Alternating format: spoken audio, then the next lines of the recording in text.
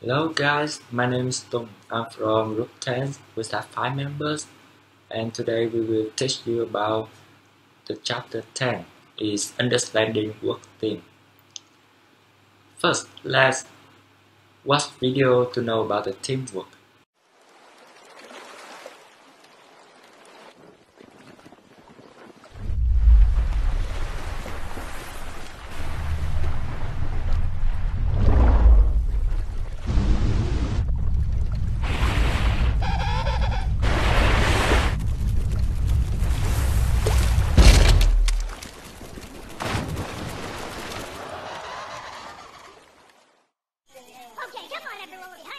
You know what's gotta be done. Move it, move it, move it. Hey, you there, pick up the pace. You're falling behind.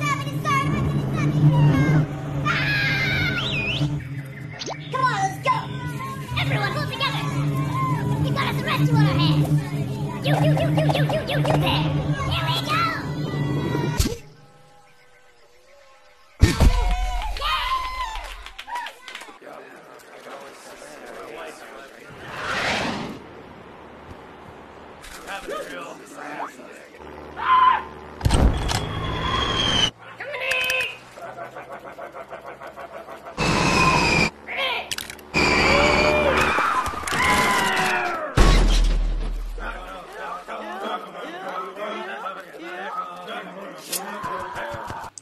Do you guys know why team become so popular? Let me introduce you some reasons. First, team typically outperform individual when the task being done require multiple skill, judgment, and experience. Second, teams are flexible and responsive to changing events. Third, team can quickly assemble, deploy, refocus, and disband. Moreover, they are an effective means to democratize organization and increasing employee involvement. Last, involvement in team positively shapes the way we think as individuals, introducing a collaborative mindset about even our personal decision making. But you can have to notice that teams are not always effective. And to know about that, we have to differentiate between the team and group. Come to the definition of the work group. It's a group that interacts primarily to share information and to make decisions to have each group member perform within his or her area of responsibility. The example for work group is in the classroom. Group work can take many forms, however, the goals remain the same. Get students to interact with each other and collaborate to complete a unified task. By doing so, we are getting students to work with the people they may never have choose to work with. Come to the work team. It's a group whose individual efforts result in performance that is greater than the sum of individual input. An example of team work can be seen in a football team. Successfully execute a play, a score, coordinate effort between several otherwise independent entities with a unified goal or intent can be qualified as teamwork. And the similarity between team and group is both them have general idea, pool resources or coordinate logistics such as work schedule. However, for the work group, this effort will be limited to information gathering for decision makers outside the group. The work team has a subset of the work group. The team is constructed to be purposeful in its member interaction, and team can create the potential for an organization to generate output without increasing in number of employees. So you can have to see in this chart. In this chart, it illustrates that the work group and work team differ in their goals, level of synergy, accountability, and skills. Their function is different. Work group share information where work team work together to collective performance. The synergy in work group is neutral where the work team has a positive synergy. Accountability can be individual in both, but is more often mutual in team. The skill in a group will be varied, where the skill on the team needs to be complementary. To know more about the detail, let's move to the next section. So in this part, I'm going to show you a little bit about the types of team that's really common, really popular in the workplace. So the first one is problem-solving team. Problem-solving teams is a group of 5 to 12 employees from the same department who will meet for a few hours each week to discuss ways of improving the quality, the efficiency, and work environment as well. Don't solve everything, build a problem-solving team instead. So to make it easy for you guys to understand, I'm gonna show you an example. Like when someone in your team faces a problem at your library, the very first reaction of this person is will bring it to your supervisor, right? So most managers are willing to jump right and fix everything. But if you want to build a really strong team, this is not the right answer. So if you like to encourage your team to grow in confidence, skill, and initiative, what you need to do is to begin share the problem solving with them. They might not do exactly the way you do, but at least they will bring their unique abilities, their unique skills to fix everything and build your team stronger and more engaged. The second type of team is self-managed work team. Self-managed work team is a group of 10 to 15 people who take on the responsibility of their former supervisor. So several advantages that are associated with working in self-managed work team, like higher performance, higher productivity, and job satisfaction. So to make it easy for you guys to understand, I will give you some organization that applies self-managed work team in their structure. So the first type of organization is collaborative organization. The basic goal with this structure is to allow for distributed decision making while giving all you guys the same opportunity to work on what they do best. The second one is sociocracy. As you can see on the screen, sociocracy is a method of governing organizations that produces greater commitment, higher level of creativity, distributed leadership, deeper harmony, and dramatically increased productivity. The principles and practices is based on the value of equivalencies, transparencies, and effectiveness. They are designed to support both unity and respect for individual. The people who regularly interact with one another and have a common target, common aim, decisions are made in consultation with each other in consideration of the needs of each person in content of the aim of the organization. So the next one is really popular, and I'm sure that everyone usually use it in your workplace or your work team. That's a cooperatives. So cooperatives bring people together in a democratic, equal way. Whether the member are the customers, the employees, users, or residents, cooperatives are democratically managed by the rule that one member and one vote. Members share equal voting rights regardless of the amount of capital that they put into the enterprise. The last one in the self-managed work team structure is really typical, that a representative for self-managed work teams that's a flagged organization. Unlike any other corporate structure that exists, flagged companies are exactly that, flagged. Meaning there are usually no job title, no managers, no executive, everyone is seen as equal, yeah. move to the next team, a cross-functional team. So cross-functional team mean that employees from about the same hierarchical level but from different work areas who come together to accomplish a task. So I will show you a chart that is easy to difference between functional team and cross-functional team. For example, in functional team, there are 3 areas of work, that is system analysts, developers, and testers. But in the cross-functional team, someone in system analyst area, someone in developers area, and someone from tester areas. Together, they will build a team that's called cross-functional. The next one is virtual teams. Virtual teams that is the teams that use computer technology to tie together physically dispersed members in order to achieve a common goal.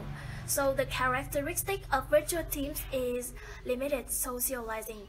It means that you do not have to spend time outside with your friends or other people to work.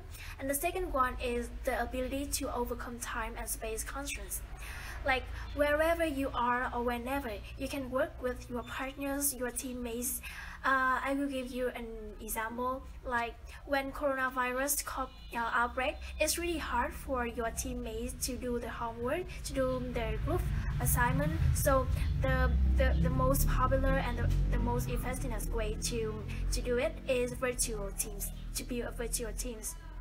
But to be more effective, you guys need to have trust among members. You have to have close monitoring and to be publicizing. Last one is multi-team system.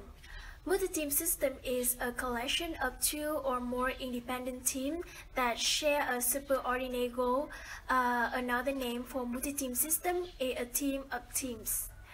As you can see on the screen, I showed you that cancer care multi-team system involve 3 types of teams. The first one is primary care team, the second one is oncology team, and the last one is palliative care team.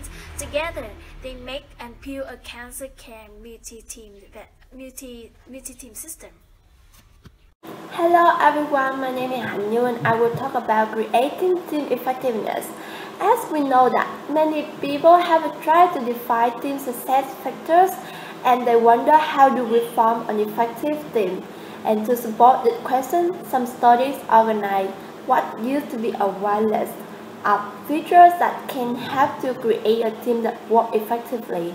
The model presented here in this slide is an example of team effectiveness, a mixture of actions, arrangements, work designs, and procedures must be put together to assist productivity of teams in order for teams to be successful. The model has 2 caveats, and this model is a general guide only and suggests that teamwork is superior to individual work. And there are 4 key components of effective teams that are context, composition, work design, and process variables. Next, we will look at each of these components individually. First, let's talk about team context. What factors determine whether teams are successful or not? It is crucial for teams to be successful in understanding the context. The 4 contextual factors most significantly related to team performance, they are: the first contextual factor is adequate resources. Obviously, we know that the team needs right resources to do the job well. Resource shortage significantly limits a team's capacity to do its job perfectly and achieve its objective. A study has pointed out some supportive factors for a group work, such as timely information, proper equipment, adequate staffing, encouragement, and administrative assistance. And the second contextual factor is effective leadership and structure. They also need effective leadership and structure to facilitate a process that will help the team succeed. We know that teams can function if they can agree on who is to do and what answer on members share the workload. Agreeing to specifics of work and how the team fits together to integrate individual skills. Every team needs a leader. even a self-managed team. And leadership is especially important in multi-team system. Leaders must delegate responsibility to teams and serve as facilitator, ensuring that teams work together than one work against another. The third factor is climate of trust. Trust is the foundation of leadership, and trust is also an important feature of team, and as we have seen before, it is necessary for group cohesiveness. A team without trust isn't a really team. It's just a group of individuals working together, often making disappointing progress. They may not share information, they might battle over rights and responsibility, they may not cooperate with one another. It doesn't matter how talented they are, they may never reach their full potential if trust isn't presented. However, when trust is in place, each individual in team becomes stronger because he or she is part of an effective and cohesive group. When people trust one another, the group can achieve truly meaningful goals. Next, I will talk about team composition. Team composition category include variables that relate to how teams should be stacked, the abilities and personalities of members, allocation of roles, diversity, cultural differences, size of team, and member preferences of teamwork. A manager needs to pay careful attention to how they bring teams together to cohesiveness and success for the community. Each member should be selected on the basic type of skills and ability needed to perform the task at hand. And we talk about ability of members. Obviously, high ability teams would compose of intelligent and talented members will do better than lower ability teams. High ability teams are also more adaptable to evolving situations. They can apply established expertise more effectively to new challenges.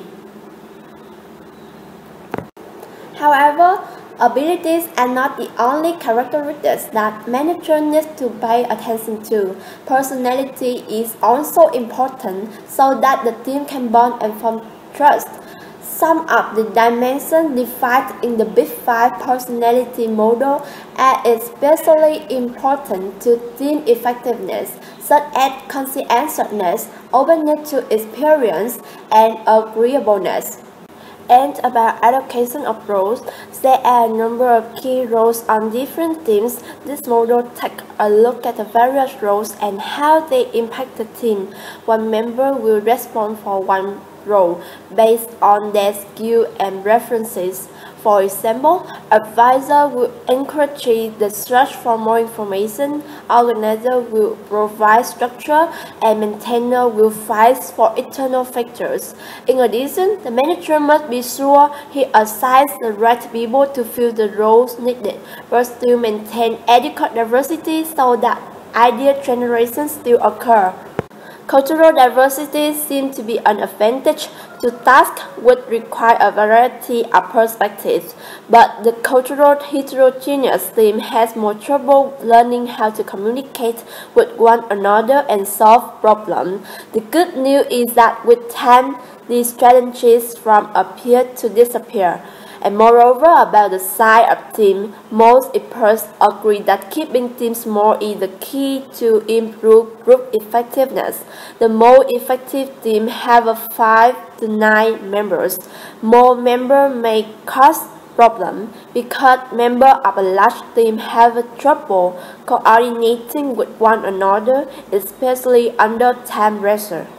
Finally, managers should consider individual preferences along with abilities, personalities, and skills.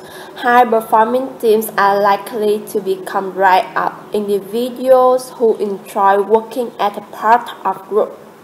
In this part of the chapter, I'm going to talk about work design and team processes.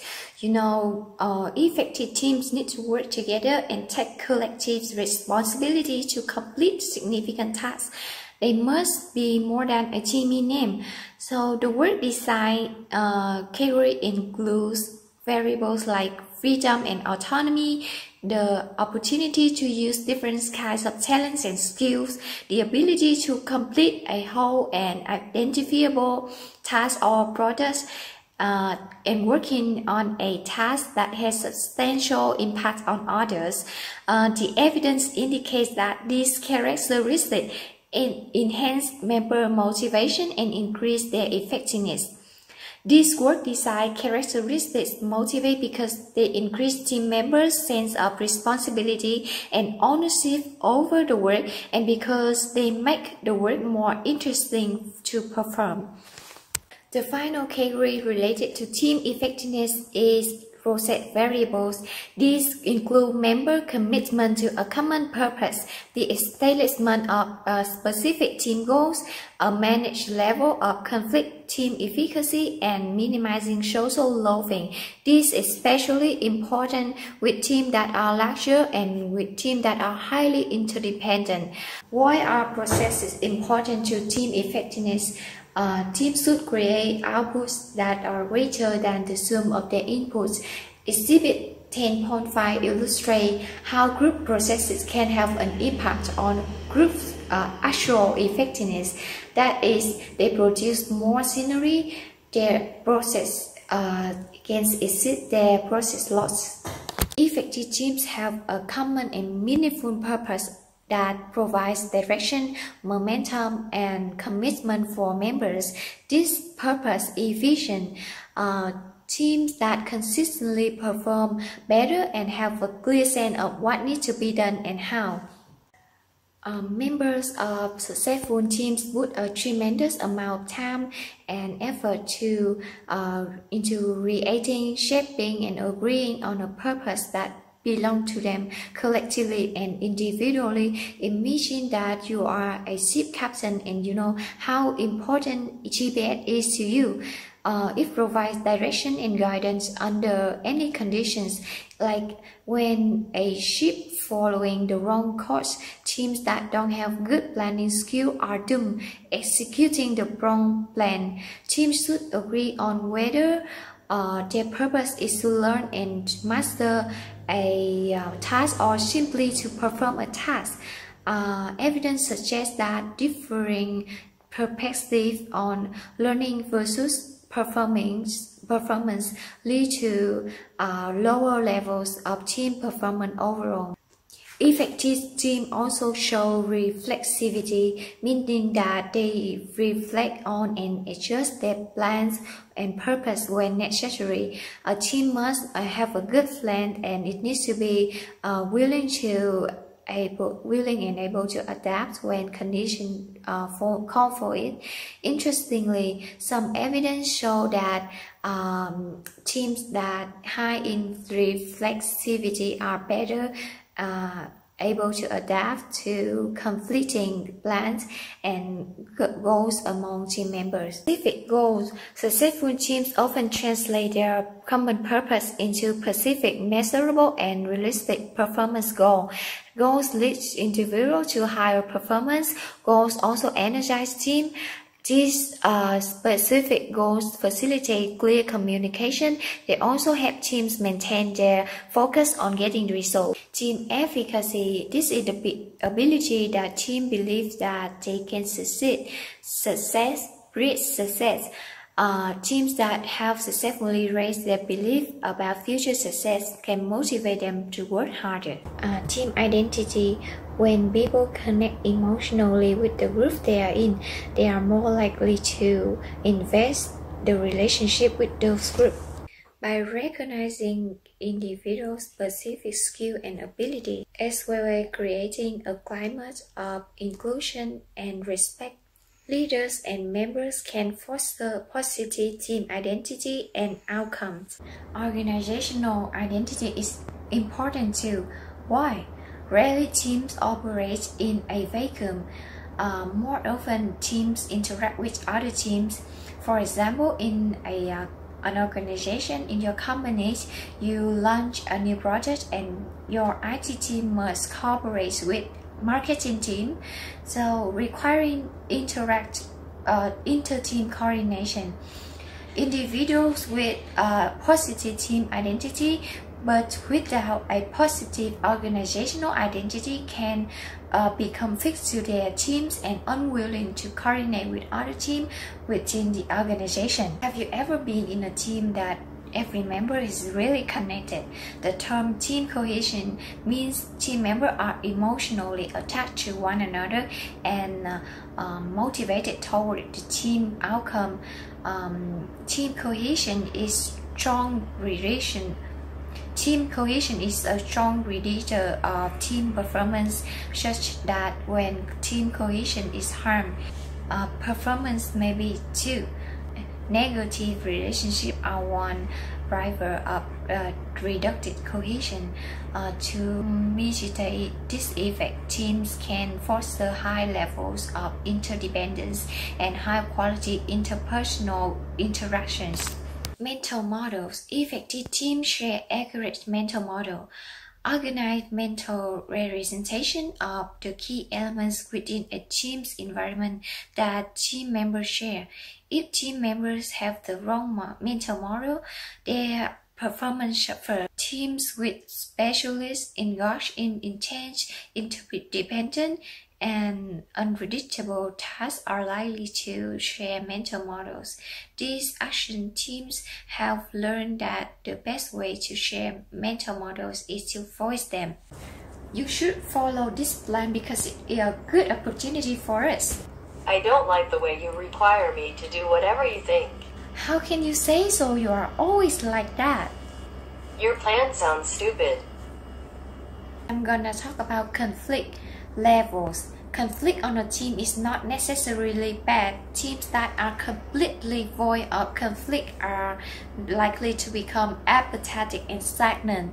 So conflict can actually improve team effectiveness, but not on type of conflict. Social loafing. Is it common that individuals can hide inside a group?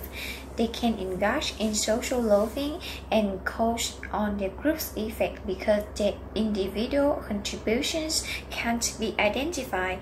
Effective teams undermine this tendency by holding themselves accountable at both individual and team level.